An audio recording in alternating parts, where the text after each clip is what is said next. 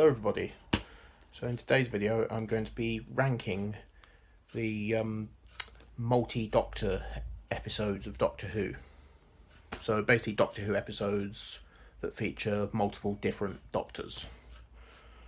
So I'm not going to be including any short mini episodes.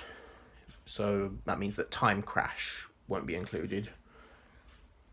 I'm also not including Dimensions in Time, since that's not really, I don't really consider that to be canon.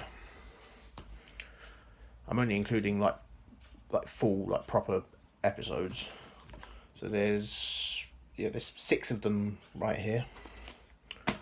So coming in at the last place at the bottom of my list is Power of the Doctor.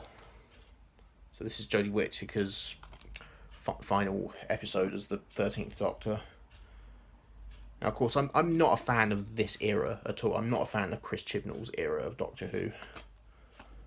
But this is probably one of the very few episodes from this era that I did kind of enjoy. I don't think it's perfect by any means, but it had some great moments. It's great to see the 7th Doctor and Ace and the 6th Doctor, the 5th Doctor, the 8th Doctor, and of course David Bradley's 1st Doctor. And of course you get the regeneration at the end, where Jodie changes into David Tennant. So yeah, it's kind of arguable whether you consider this a multi-Doctor episode or not, but I kind of do. But it definitely had some moments that we did not need. The Master doing his victory dance, which personally I don't think we needed that. I'm sorry, but I just don't like that. I'm not even a fan of this version of the Master. I think he's too, over the top, goofy, and just not sinister enough. But I did enjoy this story a bit, but I do think it is flawed, but it's okay. It's not bad. Unlike most of the episodes from this era. Number 5 is the 2 Doctors, Colin Baker, Patrick Troughton. Really good story. You've got the Sontarans. And I also do like the villain, Shock Eye, as well. It's a really good story. And of course, this DVD is signed by Colin Baker, who I met at a convention in Birmingham. Yeah, it's a great story. And you've got Jamie McCrimmon is back. So yeah, Colin Baker's era probably wasn't the best, but this was one of the really good ones. So yeah, I enjoyed this one. So that's number 5. Number 4, the first multi-Doctor story, the one that started that whole theme or trend, I guess you could call it. I don't know. The 3 Doctors. Of course, you've got Jon Pertwee, who's the current Doctor at the time, and you've also got Patrick Troughton returning as the 2nd Doctor. But William Hartnell only has a brief moment as the 1st Doctor, because he was very ill at the time, so he's only in little bits of it, but it's good that he's here, although it would have been nice to have seen more of him on here. But yeah, I enjoyed this story. Omega, great villain. But yeah, of course, if it hadn't been for this story, we might not have had the multi-Doctor stories that followed. So yeah, great story. Number 3, the 5 Doctors. Of course, you've got Peter Davison here. You've got, Tom Baker's not really here. He does appear in a brief cameo, but it wasn't a scene that he filmed specifically for this. It was a scene from the story Shada, which was at the time of this story was made. Shada wasn't aired. But of course, it's on DVD now with the unfilmed episodes now having been animated. Yeah, because Tom Baker didn't want to. I think it's because it had. Apparently, he said that because it had not been long since he'd left the show, he felt it was too soon for him to come back. But yeah, I wish that he could have been in this one though, because John Pertwee returns, Patrick Troughton, of course William Hartnell had already passed away by this point, so instead we have Richard Hurndall as the first Doctor. I think he did a good job. He in some way he does resemble William Hartnell. And yeah, this was of course the 20th anniversary special. But yeah, it's such a good story. I enjoy this one a lot. So 2 left. Number 2, Twice Upon a Time.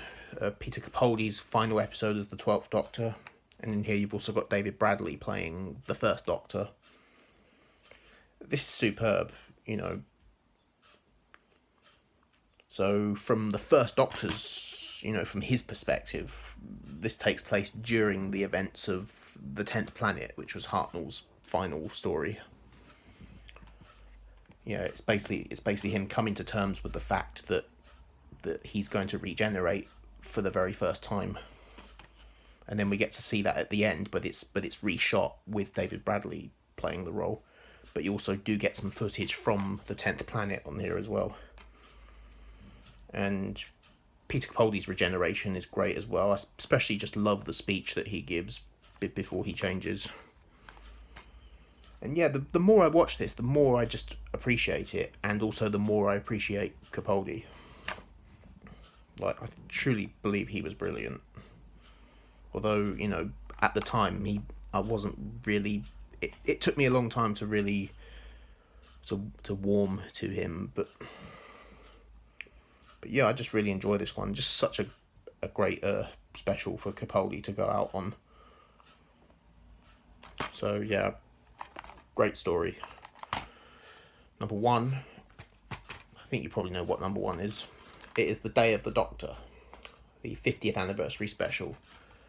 This is excellent. You've got Matt Smith, the 11th Doctor, who's he's my second favourite Doctor.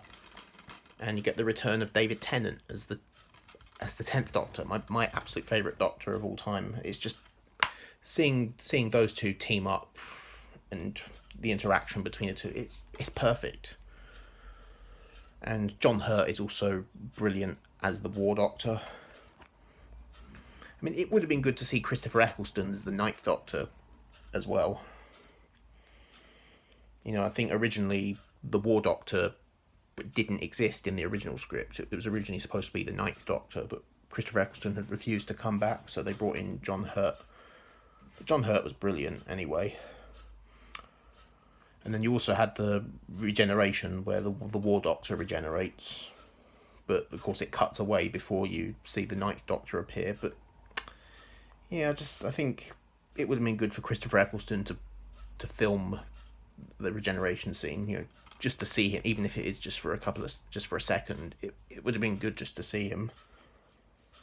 I mean, technically he is here. You see him in, but there's a clip from Parting of the Ways, which was Christopher Eccleston's last episode. Yeah, there's a brief clip from that episode that's used on here. But yeah, he doesn't film any new scenes for this episode. And you've also got like CGI versions of all the other Doctors, because the actors themselves don't actually return. But yeah, it's nicely done where you see them all standing together at the end. That was excellent. So technically you do see the 9th Doctor there, but it's not physically Christopher Eccleston. I think it's just a computer animated version of him, but